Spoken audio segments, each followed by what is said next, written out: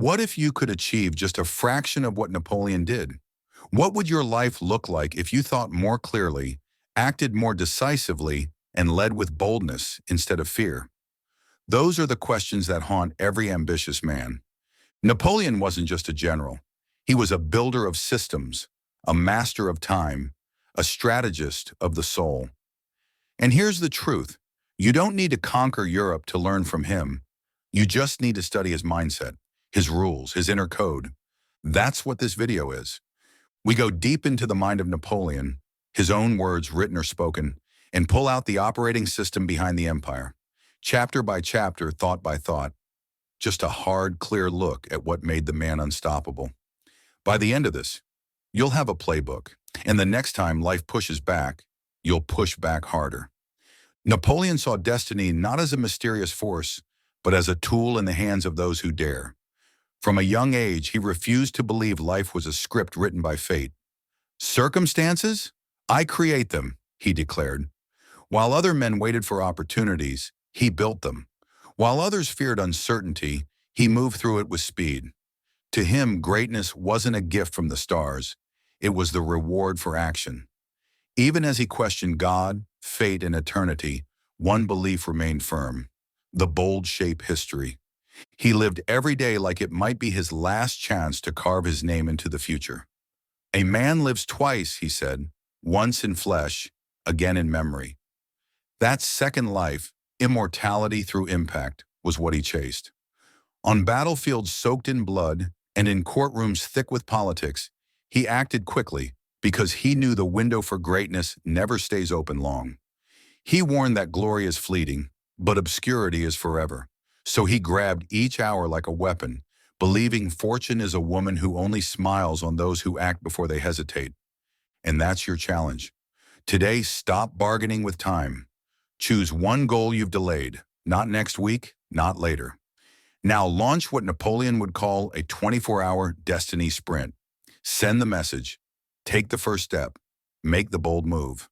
Act as if your future self is watching and judging this moment, because he is. You are not here to be a passenger. You are here to move the stars. He believed the first conquest any man must make is not of nations, but of himself. He said ambition is the salt of life, a force that preserves purpose and makes everything taste sharper. From childhood, he was aware of its power. As a boy in Corsica, he watched others waste their energy on gossip and pride. He chose something different. He studied, he read, he sharpened his thoughts in silence. But ambition alone wasn't enough. He understood the power of love, of friendship, of grief. These feelings weren't weaknesses, they were fuel.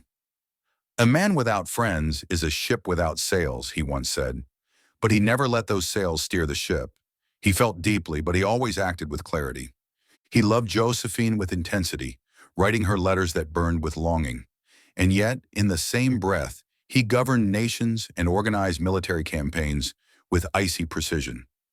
That love didn't stop him from making brutal choices for the empire's sake. He believed a man should cry in the dark, but lead in the light. The heart bleeds, he wrote after the death of a dear friend, but the hand must still sign orders. This wasn't heartlessness, it was command. Emotions were real, but they were not the leader. They were soldiers, useful, powerful, but only if controlled. So what does this mean for us? It means every man watching this has a battlefield inside. Emotions are storming the gates. You must decide, will they rule or will they serve? Tonight, write down the 3 emotions that beat loudest in your chest. Turn each into action. Let anger become discipline.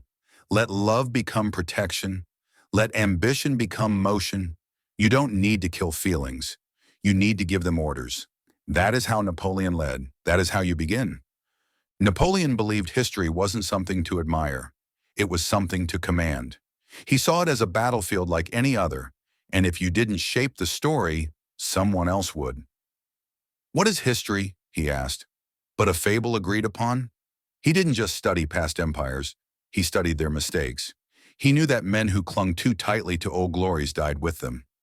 Greatness required letting go of nostalgia and grabbing the present by the throat. That's why he built a new France with modern laws and new myths. He didn't copy Caesar. He rivaled him. But he also understood what made certain names live forever. He studied Alexander, Hannibal, Frederick, men who not only won battles but defined their eras. Napoleon called these men the architects of ages. He believed you could bend the future only if you first mastered the past, not as a burden, but as a blueprint. His mind was a museum of generals, strategies, and lessons, but he didn't walk through it like a tourist. He walked through it like an engineer planning his next move. I am not a man like others, he said. I was born to act. And act he did, fast, decisively, sometimes recklessly, but never without purpose. This chapter leaves you with a decision. Will you let your story be written by someone else, or will you become the author? Look back only to learn, not to linger. Your past is a toolbox, not a cage. Read, study, learn, but don't get lost there. Take one lesson from history this week and apply it like a scalpel. Be the kind of man future books will have to mention. Napoleon believed that the only way to tame a revolution was with a stronger will. He lived in a time of chaos. Kings beheaded, laws torn up, crowds screaming for liberty. But he saw through the noise. Liberty? He scoffed. Most people want order more than freedom. He understood that people don't crave endless choices. They crave stability, leadership, and results. So he gave them exactly that, a single center of power, clear rules, and a leader who didn't flinch. He once said, "The French want equality and a master." He became both. He knew constitutions meant nothing without teeth. While others wrote lofty preambles, he built systems that could actually govern. A state, he believed, should be simple, centralized, and fast-moving. Too many voices create paralysis. That's why he said, "I love power, but I love it as an artist loves his tool." For him, power wasn't about vanity, it was about function. He believed that without a firm hand, chaos returns. He didn't crush liberty, he redirected it into momentum. To him, laws were like rivers. You don't stop them, you channel them. This is your blueprint. In your own life, are you ruled by impulse or guided by structure? What's your constitution? What laws govern your day, your mind, your time? Write your own code, simple, strong, enforced. Don't just chase freedom. Chase effective freedom, the kind that produces results. Build a system around your goals. Don't wait for the world to become stable. Lead it. Structure is power. Power is peace. To Napoleon, laws weren't just rules. They were tools to shape civilization. He believed that justice must be predictable, property must be protected, and the social order must reward those who build, not those who speculate. He hated loopholes, financial games, and unchecked greed. Commerce without morality is a knife without a handle, he once said. He saw that when laws become too soft, the strong dominate the weak without honor. And when they become too rigid, they suffocate innovation. So he built a legal code that balanced both, firm, fast, and fair. He believed property was sacred, but not so sacred that it could be used to enslave others. Workers deserve dignity. He didn't speak like a modern activist, but he understood something deeper. Society falls apart when the builder is crushed and the gambler is praised. He cracked down on corruption and protected contracts, not to please lawyers, but to build trust.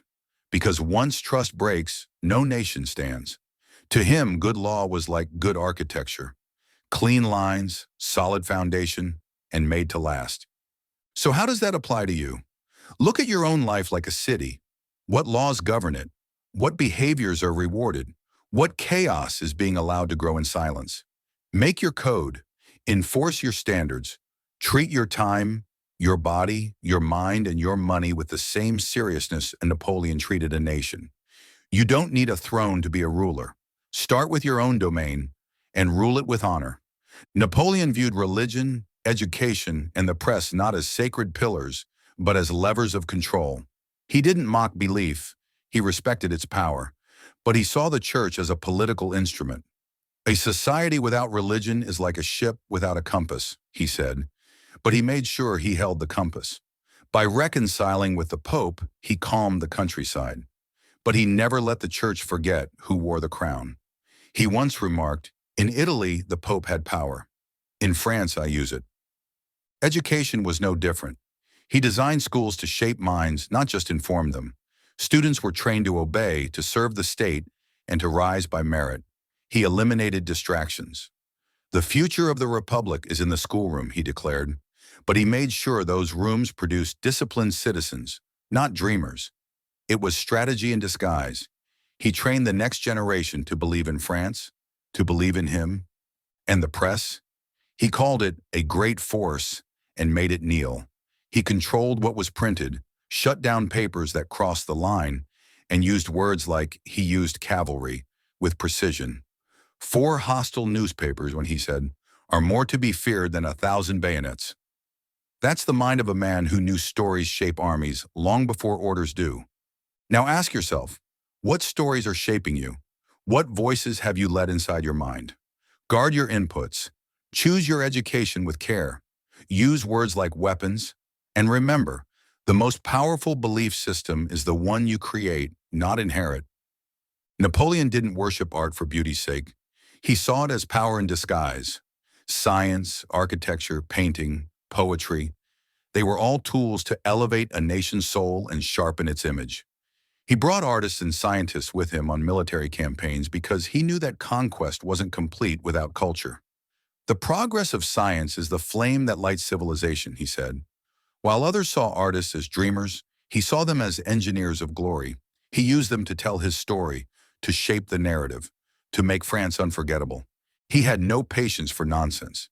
He called out charlatans, mocked pseudo-philosophers, and demanded results. Truth mattered, but only when it served progress. He demanded that taste and knowledge walk together. That's why he revived classical architecture, funded museums, and built grand monuments. Not for vanity, but because greatness must be visible. The eye, he said, must be nourished as much as the mind. He understood that people follow what they see, not just what they read. So ask yourself, what kind of images and ideas are you surrounding yourself with? Are you feeding your mind scraps, or are you building a palace? Are you investing in skills that elevate you, or distractions that dull you? Make your life a masterpiece. Study the truths that matter. Cut the noise. Build taste. Speak with precision. Whatever you create, your work, your words, your world, make it so strong and so clear that others cannot ignore it. That's how Napoleon used art. That's how you make your name last. Napoleon believed ruling wasn't about pleasing people. It was about directing them. He didn't govern like a king. He ruled like a general. And he treated leadership as a craft, not a title. One bad general is worth 2 good ones, he once said, because confusion at the top spreads like a disease. For him, clarity was strength. So he simplified power. One throne, one voice, one direction, no wasted movement, no second guessing. That's why he banned political parties. They divide the nation, he said. There is no need for opposition when the will is clear. He picked men like he picked weapons, based on purpose. He rewarded loyalty, not status. He made marshals out of farmers, ministers out of soldiers. If you could deliver, you rose. If not, you were gone. Ability is nothing without opportunity, he said, but he made sure the worthy had chances to prove themselves. And when they failed, he didn't hesitate to cut them loose. Mercy was real, but only when it served the mission. He also mastered diplomacy like a sword hidden in a sleeve. A treaty, he said, is a way to win time. He lied when he needed to, flattered when it bought leverage, and struck when others paused. It wasn't evil, it was strategy. He believed leadership means seeing the board 10 moves ahead and doing what others fear. Men are ruled by toys, he said, and he handed them symbols, medals, and titles to keep them focused while he moved the real pieces. So here's your test. Are you leading or are you blending in? Are you choosing your team with vision or with comfort? Cut what drags you down, build with what lifts. Stop waiting for perfect loyalty or perfect conditions. Give clear orders to others and to yourself. The world doesn't need another manager. It needs a commander. Napoleon judged nations the way a general surveys terrain, not for dreams, but for use. He believed geography shaped culture and that some lands bred discipline while others bred decay. France to him was the heart of civilization, full of energy, clarity, and command. France is the axis on which Europe turns, he said, and everything he built aimed to keep it that way. But he didn't hate other nations. He studied them, respected their traits, and exploited their weaknesses. Spain, he believed, had spirit but no strategy. They love liberty, but they don't know what to do with it, he said after seeing them rise in chaotic revolt. England, strong at sea, clever in trade, but blinded by arrogance. They are shopkeepers pretending to be statesmen. He admired German discipline, but thought their politics were too scattered. And Russia? That was a puzzle. Cold, vast, patient. He feared it not because it was strong, but because it endured. Russia is a land of distances, he warned, and his mistake was trying to conquer what should have been contained. But he looked across the ocean with rare optimism. America, he thought, might one day carry the torch of greatness, bold, young, hungry. He saw in them the ambition he carried in his own chest. Not yet wise, perhaps, but destined for size. They are the seeds of a future power, he said. His gaze was global, not because he wanted to rule the world, but because he wanted to understand it. That's your cue. Study the world like he did. See people clearly. Respect their strengths. Note their blind spots.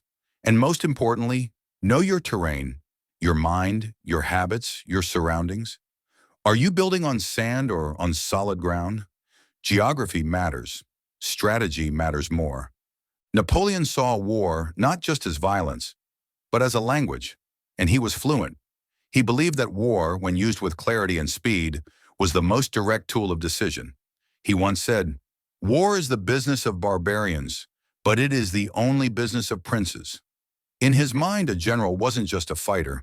He was a psychologist, an architect, and a gambler. In war, he taught, the moral is to the physical as 3 is to 1.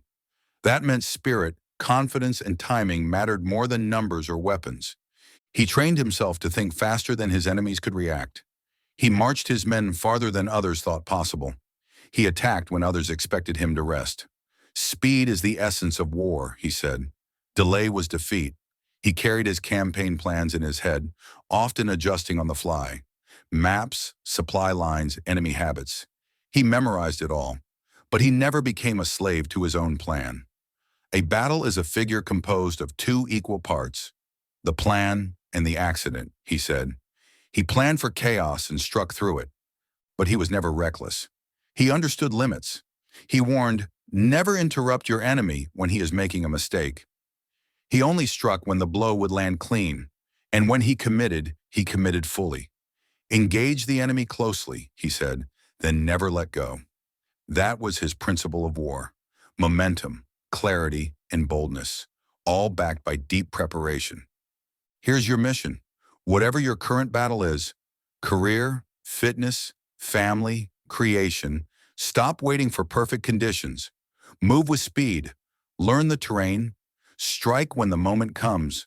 But above all, carry the plan in your head and the fire in your chest. Be faster than fear. Napoleon was a dreamer, but his dreams were forged in steel and strategy.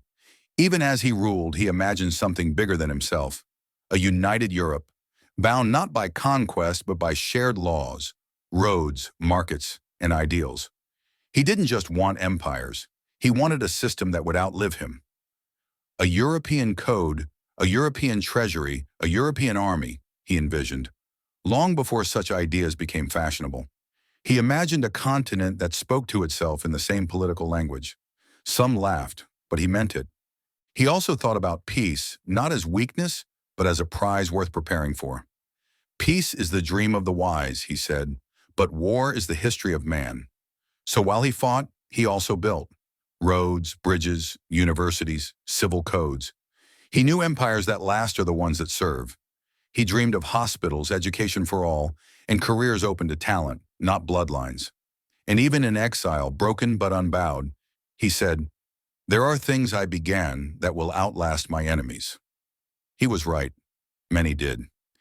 This is the part of Napoleon most people miss. He wasn't just trying to win. He was trying to build. Not for glory, but for legacy. So what are you building? If you disappeared tomorrow, what system would remain? What idea would carry your name forward? Don't just chase success. Design something that works without you. That's how you last. That's how you echo. This is where the mask slips. In this chapter, Napoleon speaks not as a hero, but as the architect of power. He doesn't apologize for his ambition. He explains it. Power is my mistress, he says. I have worked too hard at her conquest to allow anyone to take her from me. There's no pretending. He didn't stumble into greatness. He hunted it. He didn't wait to be crowned. He took the crown and placed it on his own head. To him, power wasn't evil. It was natural. What made it dangerous was cowardice or indecision. He understood fear, charm, and the balance between them. A leader must know when to be a lion and when to be a fox, he said. People needed to admire you, but also to fear disappointing you. That tension created loyalty. He used silence like a weapon. He used presence like a storm. He once said, "Men are moved by two levers only, fear and self-interest." But he wasn't cruel for cruelty's sake. He was calculated. Every act, every symbol, every punishment was measured for effect. His style wasn't reckless tyranny, it was cold design. So don't mistake this for evil. Understand it as strategy. You don't need to crave a throne to learn from him. You just need to ask, where in your life are you too soft, too vague, too polite to lead? There are moments when charm gets ignored. In those moments, you must raise your voice, set the standard, enforce the line.